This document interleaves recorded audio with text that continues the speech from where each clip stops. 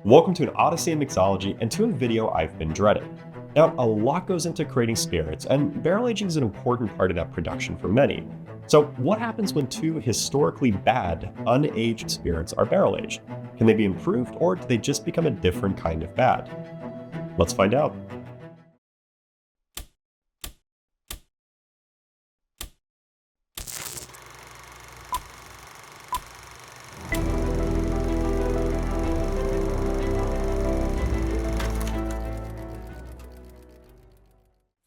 There's a lot of bad spirits out there, but most of them are bad by accident.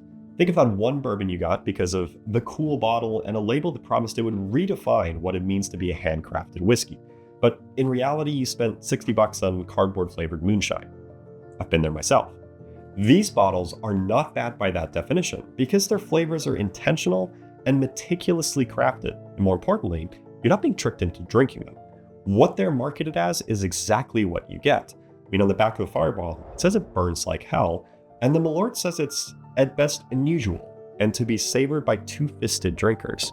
And despite the honesty, these are often given the unwanted award of being the worst examples of both a whiskey and a liqueur in the world. Fireball is made for shots and cold nights, but it's still the least whiskey on the market. It's not aged, so the raw Canadian distillate is full of caramel coloring, intense cinnamon flavor additives, and sugar. It was originally called Dr. McGillicuddy's Firewater Whiskey, but it was bought by Sazerac and rebranded in 2007. After being re-released, it took the whiskey world by storm. It now accounts for 45% of the global flavored whiskey market and 95% of college hangovers. It's crazy to think that this and this both came out of the same parent company, but they're from disconnected distilleries that both just benefit from Sazerac's resources and expertise. Sazerac grows them each independently in different ways and with different goals in mind. Jeppson's Malort liqueur was created in Chicago in the 1920s. Its recipe is very similar to a Swedish spirit called a Basque Brandvin, and its creator, Carl Jeppson, adapted this original recipe to the botanicals found in the Northeast United States. He was a Swedish immigrant who, during the start of Prohibition, convinced the federal government that Malort was a medicine used to treat stomach worms. Based on its taste, they believed him, and Malort has been in production ever since. Despite being likened to bitter earwax and most of its consumption limited to Chicago, Malort has grown in popularity and it actually has a bit of a national presence now. The main ingredient in Malort is a weak form of wormwood. Wormwood contains a chemical called thujone, which in high enough quantities is toxic and a pretty serious convulsant. It's why absinthe was banned for decades, but in reality, absinthe contains far too little to be of concern. The wormwood used in Malort has an even lower thujone level, so Jeppson's is really just using it for the distinctive bitter taste and the historical link to the original Swedish recipe. Surprisingly, each of these bottles has a special limited edition that takes their unaged spirits and ages it. Now, if you haven't seen my video on how barrel aging affects Buffalo Trace bottles from 0 to 15 years, then go check it out.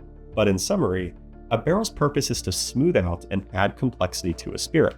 When a spirit starts to interact with a freshly charred barrel, it takes on molecules called wood tannins. These tannins contribute to a bitter woody flavor, but they also break down other molecules in wood called lignins. Tannins come first, which is why young whiskey tastes sharp, but as time goes on, these lignins, along with the caramelized sugars in the barrel char, release subtle sweet flavors like vanilla and red fruit.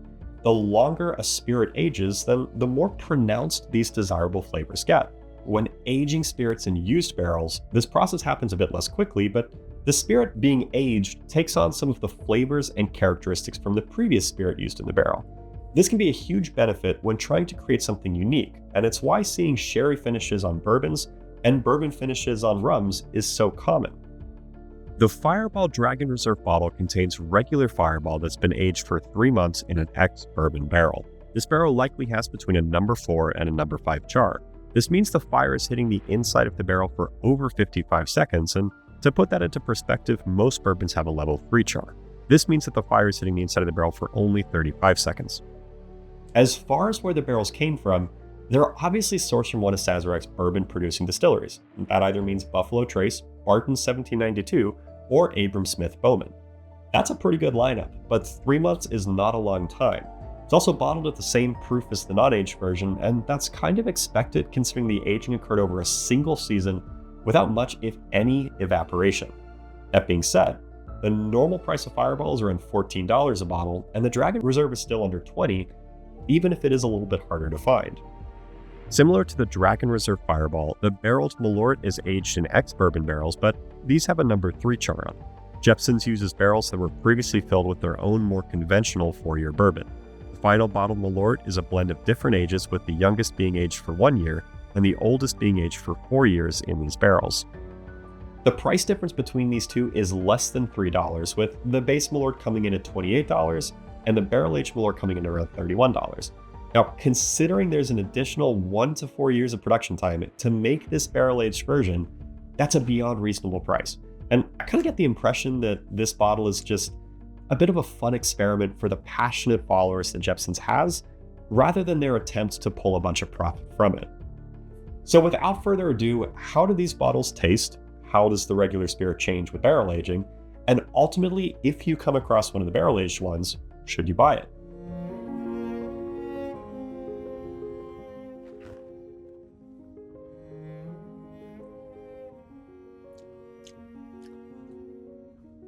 So, Fireball's taste probably isn't news to you, but in case you somehow managed to miss it, it has a distinctive, sharp, spicy cinnamon smell and flavor that just dominates the normal whiskey notes.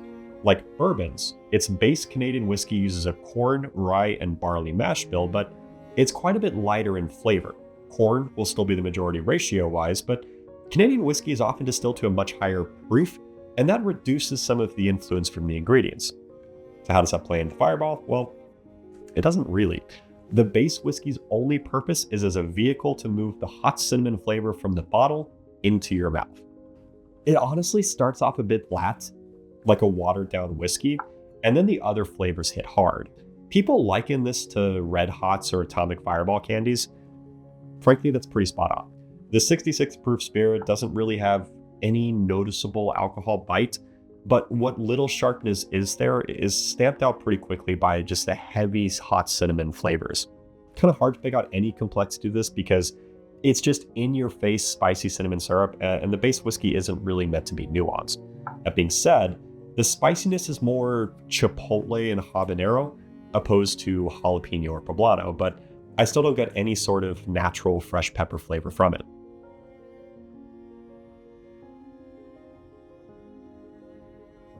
It's just a darker artificial spice that honestly goes pretty well with the cinnamon candy flavor. It's very sweet, but not to the level of like a creme liqueur, and the texture is a little syrupy and thick. Now, ultimately, if you hate cinnamon, you're going to despise this with passion. You're also probably not going to learn to like it over time, so you might as well not even try. Now, if you like cinnamon candy, then the artificial taste here is just fine. Artificial doesn't necessarily mean terrible, and it's represented the same way here as in those hot candies. So you'll probably like taking a shot of it, and honestly, if you're looking for a cheap bottle to take shots with, this isn't the worst.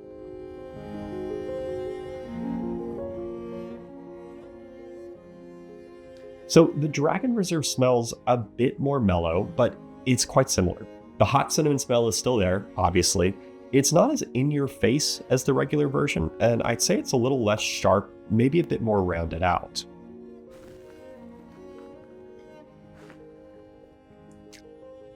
The taste is something else though. It actually reminds me of the George T. Stagg over there.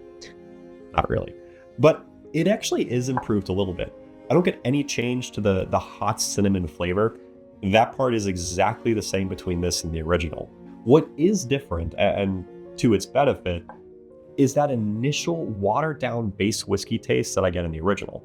In this one, it just isn't as thin.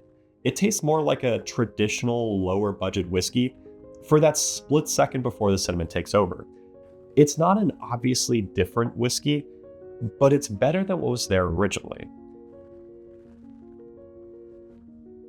The barrel has also left hints of the bitter tannic wood flavor that is a staple of whiskeys. And remember, the original isn't aged, so it doesn't have any of those real tannic flavors in it.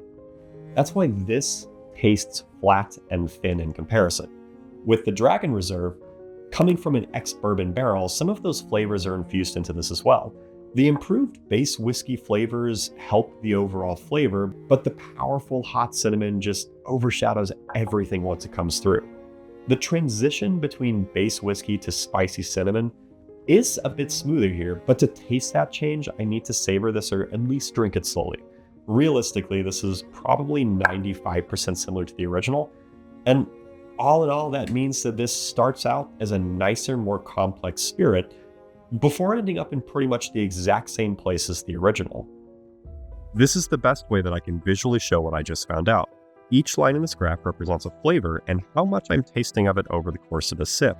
By the 10-second mark, most of the flavors from the standard Fireball have faded, but the spicy heat does stick around for longer. The weak, cardboard-like whiskey and strong sugar registers first, and then the cinnamon flavor bursts forward. The spicy heat comes a bit after, but it lasts the longest and quickly overtakes the cinnamon. Once the cardboard whiskey flavor fades, you might as well be drinking hot cinnamon candy. The spicy heat, cinnamon, and sugar lines for the barrel-aged Dragon Reserve follow the same shape as the original, but the cardboard whiskey note is reduced. The barrel impact adds a more standard bourbon note and a darker woodiness in its place. These new flavors are more pronounced than the cardboard whiskey was, so the transition between these and the spicy cinnamon is less extreme, or in other words, it's smoother. Whilst the dark wood does linger, it's still a fraction as intense as the spicy cinnamon, and overall the Dragon Reserve isn't a huge deviation from the original. Most of the change happens up front, and it needs to be drank slowly for it to fully register.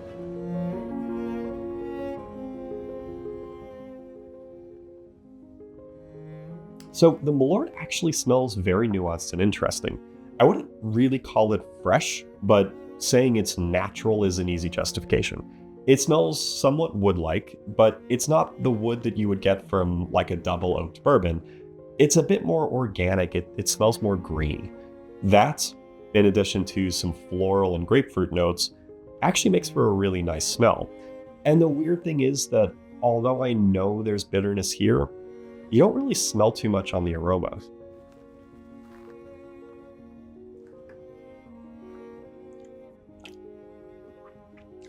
So the taste is extreme. It's more similar to Suze rather than Campari, but it's still very unique even for bitter liqueurs. I mean, it's extremely bitter, but it's not overly complex. It's not one of those herbal liqueurs where there are just layers upon layers of interesting complexity that you can kind of peel back as you taste it. This is honestly a little bit thin, but it's very pungent, both in smell and flavor, and I think that's why people liken this to gasoline. Now, despite saying this is a little bit thin, there are actually some interesting things going on, but they kind of enhance the wormwood flavor rather than detract from it. I get a slight lemony citrus and kind of bitter rose and orange water notes, which sound really good on paper, but if you've ever had rose or orange water straight, they're not very nice to drink. And the combination of that with kind of the green oakiness from the wormwood just gives this a very organic sourness. Unfortunately, most of those flavors fade away quite a bit quicker than the intense bitterness. If anything, the bitterness actually gets more intense with time. And even now, a minute or so after I had my first sip of it, I can still taste it on the back of my tongue. You know, the aftertaste is very reminiscent of raw aloe vera, unfortunately earwax, and maybe a bit of gentian root. The aloe vera flavor is really the most similar thing I can liken this to, but I'm not talking about the gel itself. I didn't realize you had to clean aloe vera gel before using it, and so I took a bite out of a raw aloe. And when you do that, you ingest a chemical called aloin, which is found in the leaves and is a coating on the gel itself. It's kind of toxic, but it's extremely bitter, and it takes a very long time for you to get the taste out of your mouth. This kind of reminds me of that. It's just a bit less intense, but it still makes me want to wash my tongue out once the bitterness from this kind of hits its peak. It's actually such a common reaction that Jeppson's proudly calls it the Malort phase. And this might seem like a bad thing, but they've capitalized on this to shocking degrees of success.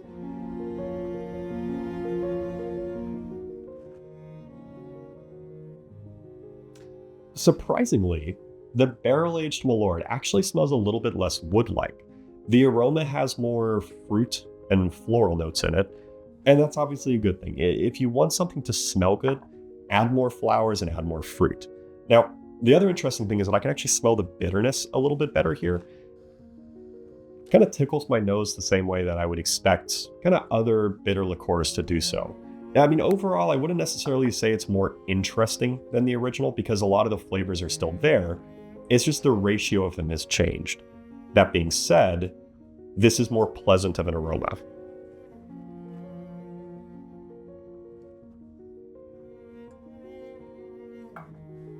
For the taste, it's far more similar to the original than the smell makes it seem. I would have thought the taste of the barrel-aged would either better reflect the different smell, or that the aroma would just be more in line with the original. Regardless, the intense bitterness is pretty much the same between the barrel-aged and the original. What is different is that this is a little bit less sour. And it's not super noticeable, but it is there. And I don't think it's actually the removal of that sourness from the spirit. I think it's the caramelization from the barrel char and the sweetness from the ex-bourbon part of it, increasing the sugar and reducing how much of that sourness you actually taste. The wormwood already has a wood-like flavor. So the wood flavors from the barrel impact isn't new, but it does kind of darken the spirit as a whole. From a similar standpoint, I don't really get a bourbon influence from this, but mostly that's because whatever bourbon influence is there is slightly light, and the intense bitterness here just is so much more consuming from a palate standpoint. I think I enjoy this a little bit more by itself. Generally for bitter things like this, I prefer light spirits or bright spirits, however you want to say it. But the extra wood and darkness is quite a nice addition when comparing both liqueurs side by side. Fireball's hot cinnamon flavor lasts a long time, but Malort has it beat by a lot. The lingering bitterness is really hard to kick. It's interesting how the lines in this flavor chart look kind of similar to the Fireball as well. Each has a beginning set of flavors, then they get overtaken by a different and very intense long-lasting flavor. In Malort's case, floral notes fade first, followed by the citrus peel, and then the slight sourness. The green wood note lasts a long time, but the aloe and earwax bitterness will stick around for over 30 seconds. The changes in the barrel-aged Malort craft are also similar to the Fireball Dragon Reserve. The same characteristics are added into the spirit up front. The main difference here is that the original Malort already had a wood flavor. There's just more of it, and this also leads to a darkening of the spirit rather than new wood flavors coming through. The bourbon note is minimal, but it does add hints of whiskey for the first 7 seconds or so. The overall changes are slight, and if the Fireball is 95% similar to the original, this is probably 97% similar. So, did barrel aging these objectively bad spirits make them better? Yeah, it did, but only a little bit. The truth is that if you don't like either of the originals, then you definitely won't like the barrel-aged versions. These are just too similar. They rely on too many of the same flavors, and whilst you do get more interesting complexity with the barrel-aged versions, it would be hard to taste the difference when shooting them, and especially in cocktails. Now, I happen to like the original Malort in bright cocktails, where it can be tamed down with other ingredients, but it's really not going to appeal to most. It makes for a really funny shot, especially when you're not the one doing it, and from that standpoint, I think the barrel-aged one makes an even funnier shot. And even though this is a little bit of a darker spirit, it can still sub in for the original just fine. It's only a few dollars more, and considering how much nicer the aroma is here, I'd say it's worth it for that reason alone. The Fireball is a decent shot, but a terrible whiskey. And whilst the Dragon Reserve doesn't change the taste much when shooting it, I like it quite a bit more. The slightly better quality in the base whiskey is important, and whilst I don't think I'll ever need the bottle because I'll never sip to savor it, I will buy the barrel-aged version over the regular version if I ever get around to finishing the bottles I have, which I probably won't. And again, the price difference between the Malorts is about 10%. The price difference between these two is over 50.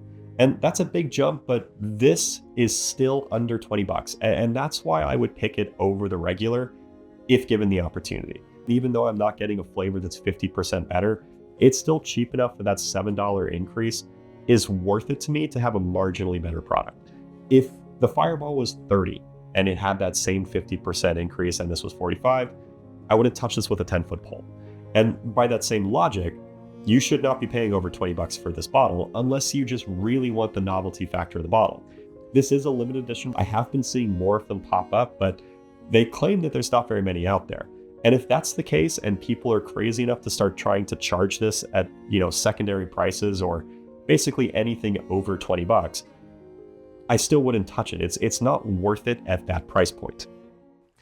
That's it for my video on how barrel aging affects bad spirits. My next segment of videos is all about old fashions, and I'm going to start it off by saying which budget bourbon works best in the classic cocktail. I'm going to follow that up with the best old-fashioned recipe, a bourbon hunt for a new old-fashioned cocktail, and some interesting old-fashioned riffs.